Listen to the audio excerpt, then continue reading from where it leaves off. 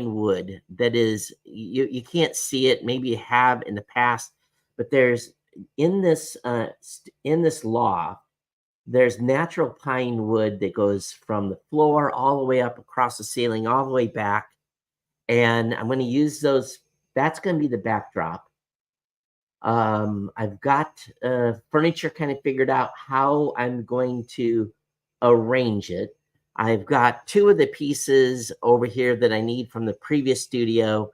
I've got two more to get tomorrow, plus my big isolated sound system. The isolated sound system being the box that contains it's the hush box, right? Put all the gear in, I can run it and you don't hear the background noise. Getting that up to the second floor is going to be the challenge over the weekend, but I got most of the supplies I need to build what I think is going to account to be the new studio. I've got a plan for the lights. Already have been working on blacking out certain parts of the of and I'm calling it the studio already, but it's the loft. I got plans to block out windows and everything I need to get the light natural that I want. And so I think I'm ready in that regard from a planning standpoint. Now, how fast I can pull it together, that's two different things. I would imagine it's probably, I don't think I'll be ready next week. Maybe Thursday of next week. I don't know. It all depends. I got a regular job to do. And then, but the good thing is I really don't have to drive anywhere. This is kind of a new thing for me too, because during the weekdays, I was used to getting up immediately and going into the office and then being at the office all day, doing the show, getting back here late at night. So this is adjustment for me to be in basically my work environment and what will be the studio and everything, because I really like the ability to be able to leave and go to the office and have that separation between living space and everything. But right now, be honest with you, it's an absolute unmitigated risk wreck here at this time. I'm using StreamYard tonight. For some reason, the live stream did not start. Oh, I guess it did start finally on YouTube. So I guess we're live on YouTube. I don't know what happened there, but we are up and running on all the regular platforms today. So this is I did a test with Rob on Wednesday, recording from here, essentially getting the the first run done with having just using Starlink, and I'm watching my bandwidth usage to see how that goes. So yeah, here we are, ladies and gentlemen, and I'm on my computer that's on my desk. Matter of fact, I switched out my iMac that I had here from my iMac Pro. Little more power. Seems to be handling everything okay. We'll see how it goes. But yeah, heavy progress on the actual studio rebuild really will start tomorrow at about noon. And then really a lot of it will depend upon how much stuff I can get things out, and get things rearranged and moved, and hopefully not, stepping on my toes. I got to worry about registers and stuff like that, and getting rerouters for aircon and everything else, because the place I'm putting it is kind of in a cubby. I moved a bunch of stuff. We'll get pictures for everybody when it's all done. But anyway, here we are. Thanks, and I'm glad to be back in the United States, and with you at essentially my normal time. We got one heck of a show today for you. Kirk just knocked it out of the ballpark on the number of articles, and really the first thing up is discussing the Apple's third quarter results, and with the this revenue up 5% year over year, and the quarterly earnings diluted to $1.40, again up 11% year over year. They had a pretty good quarter, and So stockholders are hopefully will be happy with the results. And a lot of other companies are reporting revenue too. That includes Intel. Intel is going to cut their 15% of its workforce because of its quarterly guidance miss. Intel reported worse than expected quarterly results. The chipmaker announced to cut around 15,000 employees, eliminated its fiscal fourth quarter dividend, and reduced capital expenditures. Intel shares slid as much as 20% in extended trading on Thursday after the chipmaker said it will lay off over 15%. It's part of a $10 billion cost reduction plan and reported lighter results than analysts had envisioned. The company also said it will not pay its dividend again. So earnings per share were 2 cents adjusted versus 10 cents expected. Revenues at 12.83 versus 12.94. But again, with only a decline of 1% year over year, that really wasn't the thing that impacted them. It was really the expenses that was the biggest thing. So, but interesting, Intel's data center and AI unit posted a 3.5 billion in revenue. The result was 3% down, lower than the 3.14 billion street account consensus. So anyway, a little bit of a miss on Intel here. We'll keep our fingers crossed on them. Now, Amazon, on the other hand, net sales increased 10% to $148 billion in the second quarter compared to 134, excluding the 1.0 billion unfavorable impact from year-over-year change in foreign exchange rates. Throughout the quarter, net sales increased 11% compared with the second quarter of 2023. The North America segment increased 9% year-over-year to $90 billion. International sales were at 7% at 31.7, and the AWS segment increased 19% to 26.3. So again, operating income increased to 14.7 billion compared to 7.7 billion in the second quarter. So the operating income for North America was 5.3 billion in the international, and AWS segment 9.3. So Amazon had a pretty good quarter. So lots of results coming out. And at the same time, lots of AI news continues. OpenAI vows to provide the U.S. government early access to its next AI model. Sam Altman has announced that the company has been working with the U.S. AI Safety Institute, and it will give the U.S. AI Safety Institute early access to its model as part of its safety efforts. Sam Altman has revealed in a tweet, apparently the company's been working with the consortium to push forward the science of AI evaluations, and the National Institute of Standards and Technology has formally established the Artificial Intelligence Safety Institute earlier this year. So that is what is happening over at OpenAI. Meanwhile, do you think you're addicted to your phone? Well, there's a new term. It's called PSU. Yes, PSU, not PU. PSU is something that's new, is out there. It's called problematic smartphone use. A pair of studies have found links between teens who suffer from depression, anxiety, and insomnia, and a condition known as PSU, which follows patterns similar to addiction. The research carried out by the Institute of Psychiatry, Psychology, and Neuroscience at King's College London found that just over 33% of participants self-reported PSU, and they're twice as likely to have anxiety and 3 times as likely to experience depression. It's pretty sad that our phones are making us sick.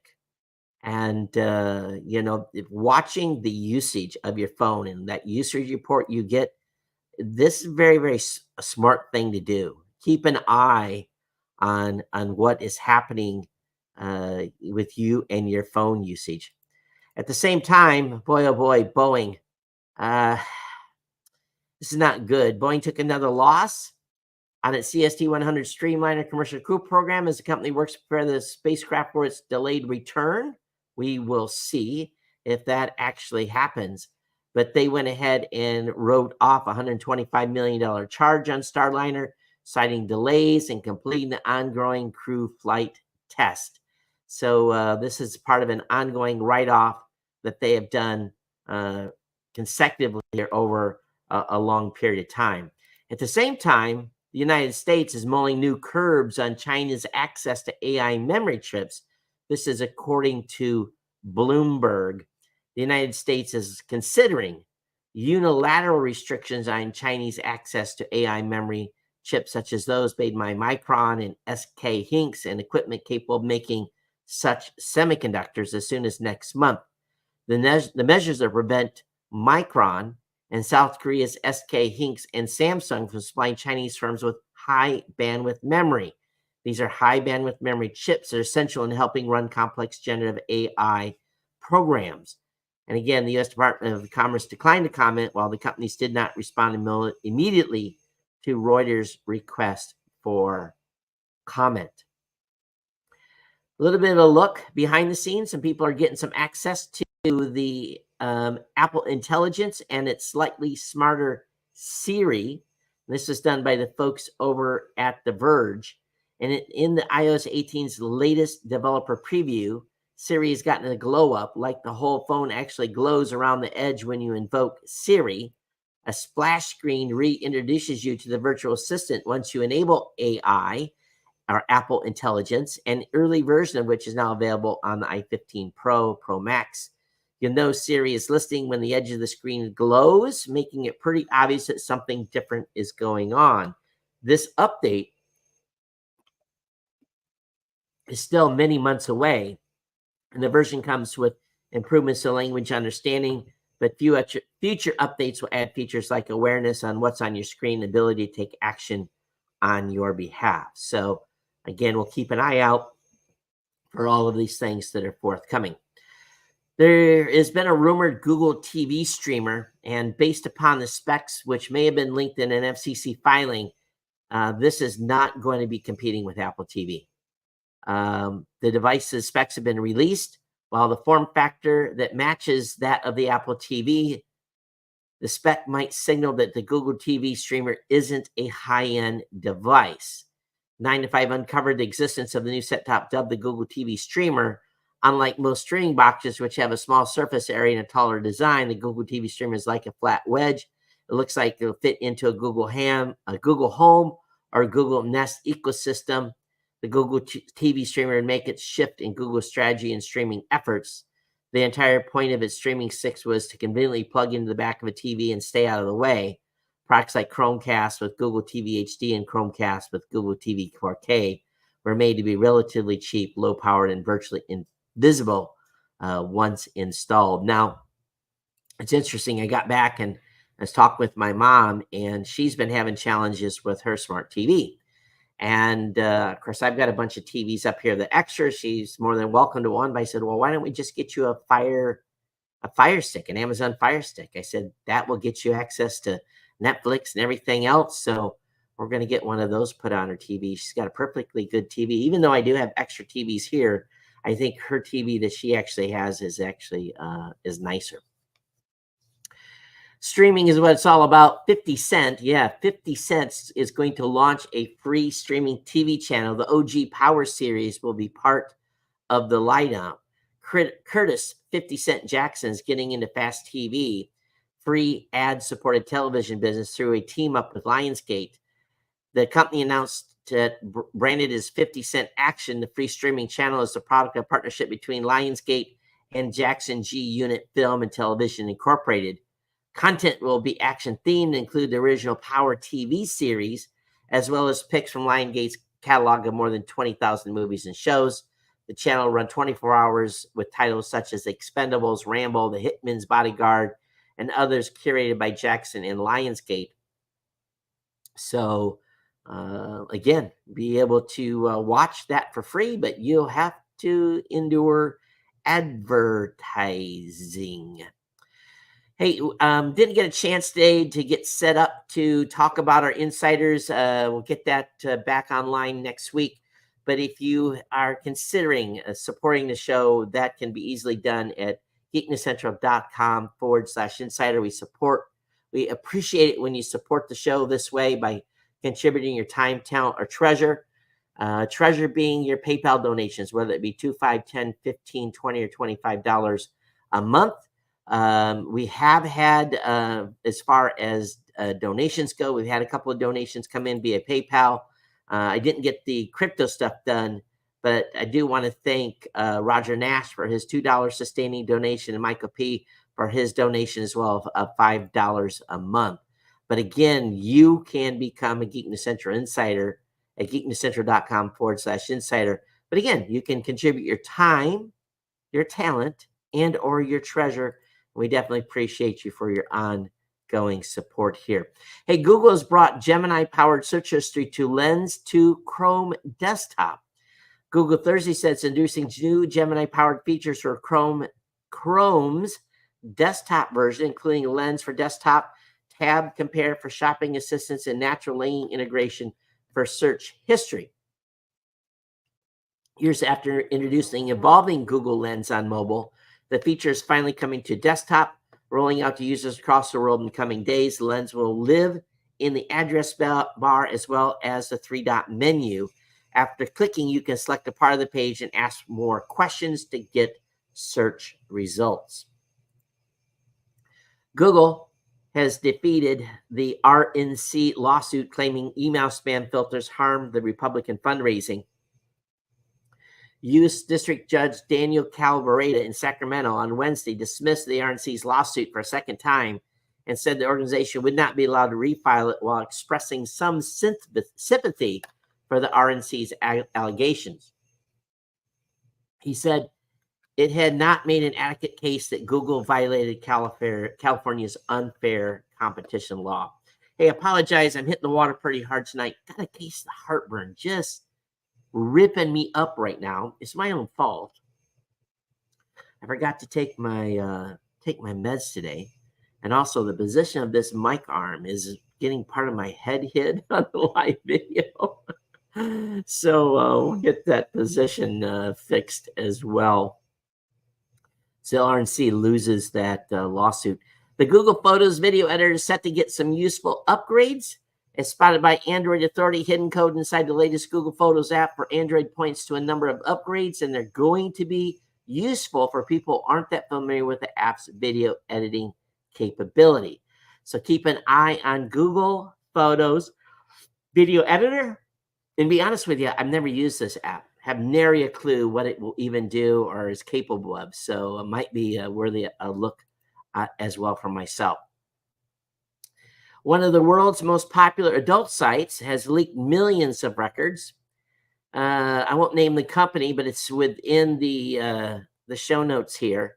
They basically have said that they leaked 12 million users' records that was left online. An investigation by researchers at Cyber News found an unprotected Elasticsearch cluster containing more than 8 gigs of sensitive information about the users of this service, including nearly 500,000 user login records. Overall, the database was found containing 12 million records, including details such as IP, username, location, feedback messages, even model performance statistics. So what does that mean? I guess it's what you're looking at on the website. I don't know how this can be guaranteed, but the U.S. Security Services said denial of service attacks shouldn't affect the election this year. Huh. Really? Distributed denial of service attacks are common. Head of the 2020-24 U.S. presidential election cybersecurity and infrastructure security agency, CISA, alongside the FBI, have released a joint statement declaring denial of service attacks will not compromise the integrity of the upcoming vote. Even if attackers did launch a large-scale attack against election infrastructure, both security agency and reassured core data internal system remain untouched, and voting will be able to continue for all eligible voters. No, those things have to stuff has to connect to the internet at some point. Interestingly, Microsoft now sees OpenAI. Check this out. They now see OpenAI as a competitor in AI and search. Now, I must have missed this while I was on the move here, but Microsoft has decided to put OpenAI on its list of competitors due to the fact that the companies are now competing with each other in terms of both artificial intelligence and online search. Now, OpenAI last week showed off a preview version of its Search GBT, a search engine that could eventually become a serious challenger to Bing, Google, and everyone else. So this is a change here in status there. You know, they invested $12 billion. You think that they would have worked that out. Now, I should have covered this with the other article, but the Cyber and Infrastructure Security Agency, CISA, has named Lisa Einstein as its first ever Chief Artificial Intelligence Officer, the security agency shared with Axios. This new senior level position underscores just how serious the country's top cybersecurity officials view both AI tools and opportunities and threats. Lisa Einstein started this week as the first chief AI officer. She has been a senior advisor at the agency since last year. She helped craft CISA's AI roadmap. Einstein also led a pilot program at the agency acquired as part of the President Biden's AI executive order that tested AI cybersecurity tools. Her new position will let her stand up an office within CISA solely dedicated to determine the best ways that both CISA and critical information organizations can use AI software. So good information being shared there. Looky here. Looky here. Don Lemon has sued Elon Musk and X over his canceled video service. The former CNN anchor needs some money. The former CNN anchor interviewed the Tesla mogul for what was supposed to be the first episode of a series on X. Lemon basically got canceled because of that interview.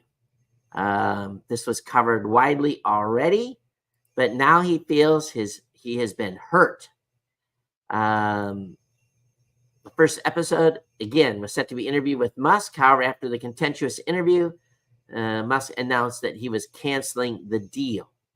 This case is straightforward. Ex-executive used Don to prop up their advertising sales pitch, then cancel the partnership, according to the lawsuit. So we will see about this. I don't know, having Don Lemon doing stuff on X is a way to boost up ad sales. Google Cloud expands its database portfolio with new AI capabilities. Google's hosting its version of Cloud Next conference in Tokyo this week, and it's putting the focus squarely on tweaking its databases for AI workloads. AI is the only thing these major tech companies want to talk about, include updates to Spanner SQL database, which now features graph and vector search support, as well as extended full text search capabilities. This week goes announcement without some Gemini-powered features. Those include Gemini and BigQuery, and Looker to help users with data engineering and analysis. So the database stuff is coming on strong. At the same time, Samsung credits the Galaxy S24 and AI in Q2 for positive surge as its revenue rise. So the company states that its memory business has continued to heal. In the HBM, DRAM, and SSD, they also reported that the Equinox 2500 is on the way with preparations in place for a stable supply. Samsung is looking ahead to Q3 due to the Flip 6, Fold 6, and wearable following Q2 smartphone interest decline. So the whole revenue report is in the article here from Android Central. Not surprisingly, CrowdStrike has been sued by their shareholders over the global outage. The lawsuit accuses the company of making false, misleading statements about its software testing. It also says the company's share price dropped 32% 12 days after the incident, causing a loss of market value of $25 billion. Meanwhile, the firm has said that computers affected by the massive global IT outage are effectively now back to normal. The U.S.-based company stated as of 5 p.m. local time on Monday, July 29th, the outage has been fixed.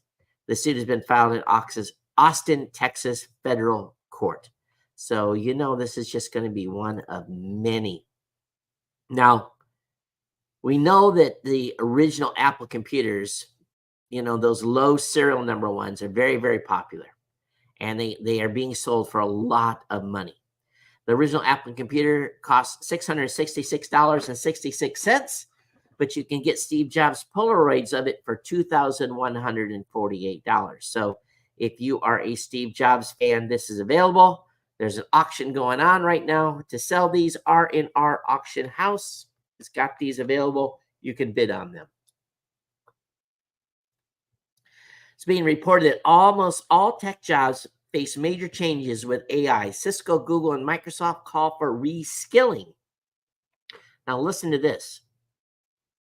The report from the AI-enabled ICT Workforce Consortium, led by Cisco and counting the likes of SAP, Microsoft, and IBM among its members, notes software development and business management positions, which are expected to have 61 and 48% evolution rates, respectively, could be especially affected by the changes. In addition, it added, foundational skills are needed in response to the rise of new tech such as AI literacy, prompt engineering, data analytics, and suggested a rise in the relevance for skills such as AI ethics, LLM architecture, and agile methodologies will push more traditional roles to the sides. In response to the rapidly changing digital landscape, basically, they're committed to training its workers in these basic skills. The benefits of AI must be accessible to every worker. Cisco itself has pledged to train 25 million people with cybersecurity and digital skills by 2032. So things are going to change. Now, if you've got the money and you got the withdrawal to go to Mercury, yes, the planet Mercury. Mercury is a layer of diamonds 10 miles thick, not 10 million, 10 miles thick.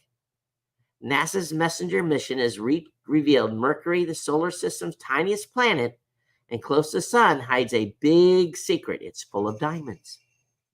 Not exactly what you would think. Not going to be able to walk the surface and scoop them up, but pretty close to so. A link will be up in the show notes. The DJI Neo could be the most fun 4K drone in years, judging by new leaks. So they got a glimpse of the DJI Neo a few days ago, but now a bigger leak has revealed some of the tiny drone specs. They suggest it could be DJI's most fun and affordable drone for a long time. It's on the back are some specs, including AI subject tracking, 4K ultra stabilized video, and full coverage propeller guards. The other key spec appears to have been confirmed that the Neo will only weigh 135 grams. That would put the drone somewhere in between the DJI Avata and the DJI Mini Pro, which is at 249. The packaging, this leaked image of the Neo Fly More combo bundle, which includes 3 batteries. It'll apparently cost $329, which is a pretty good price. So I've been waiting for the new Mavic Pro, which will be very expensive. But if they're going to ban DJI in America, I'm going to buy a new one and have one here that'll last me 4 or 5 years. Meta's celebrity AI avatars go from celebrity status to no-shows after they failed to hit the mark. We knew this was going to fail. Meta's AI aviators apparently didn't live up to expectations. So they basically have canceled all this. So not surprising that this little activity that was being done by Apple by Meta has failed. Speaking of Apple, the next Apple Vision Pro could get this incredible tandem OLED tech. But really, as we all know, the Apple Vision Pro needs a price break. So according to machine translated version of an article published by Korean outlet CISA Journal, Samsung and LG are working to apply tandem stack technology to their micro OLED displays. Apple's latest iPad Pros uses tandem OLED tech to boost the device brightness and contrast, while at the same time allowing the tablet to be made much thinner. So that could be built into the Vision Pro. Meanwhile, $34.99 remains the price for you to play in this regard. Also, it's being reported that the iPhone 17, the top version of it, may not be called Pro. It might be called Slim. But the iPhone i17 Slim, which is really kind of a weird name, may not be as powerful as the Plus. Excuse me, not Pro, Plus. So we'll see. We'll see what they do with the naming conventions going into next year. AWS, meanwhile, or Amazon specifically, has sued Nokia for infringing multiple AWS cloud computing patents. And they filed this lawsuit against Nokia, accusing the Finnish telecom giant of infringing on a dozen patents relating to cloud computing technology. So one thing I wanted to do today, I wanted to see as we're going through the stream how the stream is doing. And it looks like we're pushing about 3,200 kilobits per second, which is fair, I guess. So again, I'm just kind of looking at what the stream looks like from that regard. If you're on our YouTube or Facebook today, make sure you say hello. I'm unable because of lack of monitors here to monitor either YouTube or Facebook to reply to your commentary, but definitely appreciate when you do. But again, Amazon suing Nokia for infringing multiple AWS cloud computing patents. This here is just makes me giggle. SiriusXM has launched Podcast Plus within Apple Podcast. Okay, Podcast Plus within Apple. What does this really mean? And we know the word podcast is to refer to a series of content beamed out into the world via RSS. That said, SiriusXM, the satellite radio company, merely bouncing audio signals to space and back, has just announced SiriusXM Podcast Plus, available via Apple Podcasts, specifically Apple Podcast Premium, for $5 or $6 a month. So I know just a little bit about this, what they have done. SiriusXM is not going to say it, but all these shows now have an RSS feed. And they have to have an RSS feed to have a default listing on Apple Podcast. And then they publish the shows either through an interface like ours at Blueberry or via Apple Podcast. A little awkward that you're having to pay for your Sirius XM podcast, which most of them are free anyway, available,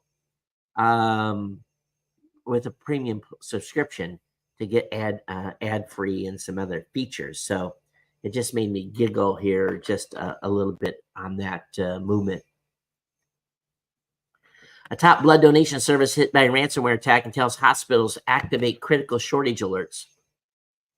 Nonprofit medical organization OneBlood, which plays a crucial role in serving facilities across southeastern U.S., has been targeting a ransomware attack, causing IT outage, causing over 250 hospitals to activate critical blood shortage protocols. The move disrupted services across multiple U.S. states. Hospitals have been hit, so we know that healthcare groups are often hit in these type of attacks, so this should not come as any surprise. Meanwhile, Meta, oh boy, they had solid earnings and beat up, warns of significant spending expansion.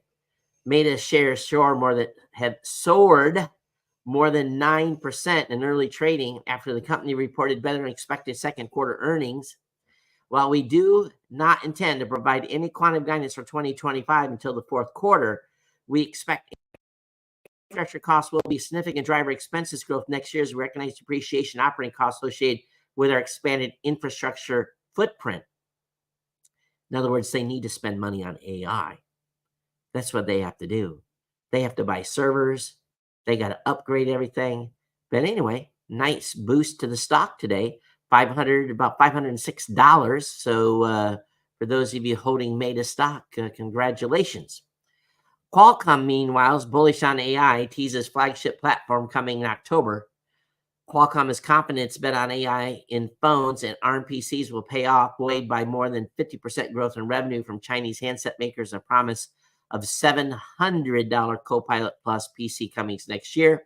The San Diego chips and telecom outfit reported revenues up 11% to $9.4 billion. For its quarter 3 2024 that ended on June 23, while net income for the quarter was up 18% to $2.1 billion compared with the same period a year ago. Stock market watchers reported that Qualcomm share started to sink and extended trading in the U.S. after initial rally amid concerns that the smartphone market may not be recovering as fast as investors would like. Uber and China have agreed to a deal to roll out 100,000 EV fleet. Uber and a company called BYD have struck a deal to bring 100,000 BYD vehicles onto the Uber platform, starting with Europe and Latin America. However, slightly worrying for those same drivers are plans for the two companies to collaborate on autonomous capable vehicles deployed on the Uber platform in the future. The announcement also know that Uber drivers are going to electric at 5 times the rate of private car owners, but driver surveys show the price of EVs and availability of financing are blockers. Charging is also a major problem in China as well. Yeah, it's just can't get chargers. Now, there's an interesting article over on iflscience.com, and I'm not even going to try to explain it. I'm going to let those of you that are photography nuts and follow this type of space pictures and news to go look at this article. NASA astronauts have shared photo from space that cannot be taken anymore. And the reason for it kind of blew me away. It's all about positioning of the ISS. But anyway, I'll let you guys take a look at this article. And of course, today, if you have comments on the show, we want to hear from you at geeknews@gmail.com, geeknews@gmail.com. Or Chris, you can follow me on X at any time at Geek News. Telegram is refining its in-app browser and adds a mini app store. According to Telegram, over 500 million monthly users interact with mini apps within the messaging service. Those apps comprise of games, AI generators, and odds and end tools that add to the overall Telegram experience. At least 450 million users that don't seem to use those in-app add-ons. No, I don't use Telegram very much. I have very few people I communicate with on Telegram. I didn't know they had apps. That's kind of news to me, to be kind of frank. Did you know that they had apps? I really didn't know. NASA is preparing a repair kit and so that astronauts can fix a leaky International Space Station telescope. Upcoming spacewalk should help NICER, NICER, which is the Neutron Star Interior Composition Explorer, which developed a leak in May of 2023. The telescope is attached near the station's starboard array and was launched on a SpaceX Dragon resupply in 2017. NICER was supposed to last 18 months, but it has been extended. The telescope recently celebrated its 7th anniversary, but again, it's got a little bit of a leak.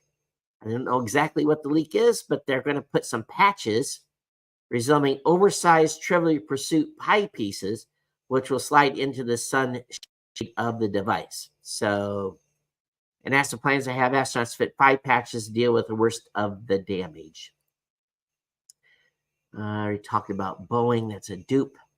Disney, Fox, and Warner Brothers have discovered and Discovery Sports streamer Venue to launch at $42.99 a month.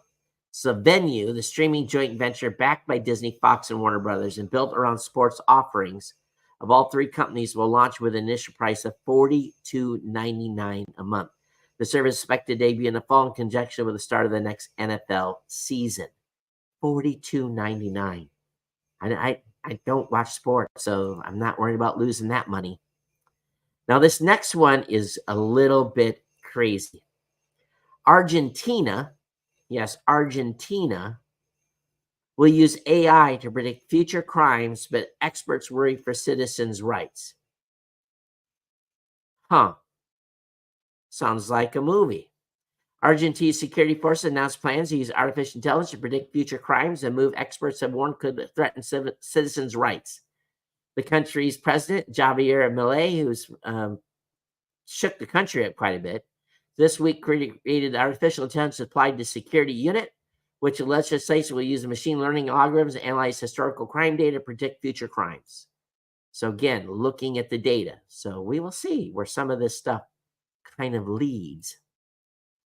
And another wild one, I guess there was a big Bitcoin event here recently, and a bunch of politicians were there, including Donald Trump. And former President Donald Trump's Bitcoin sneakers are already on eBay for $2,500. Scalpers already trying to sell Donald Trump's just released limited edition Bitcoin-themed sneakers on eBay for $2,500. So that's interesting. At the time of writing, there are 12 listings on eBay for the Bitcoin orange-colored high tops. Prices start as low as $700, but range as high as $2,500. How much do these things cost So Trump's Bitcoin themed footwear went live for pre-order on the Trump sneaker website. I didn't know he had a sneaker website.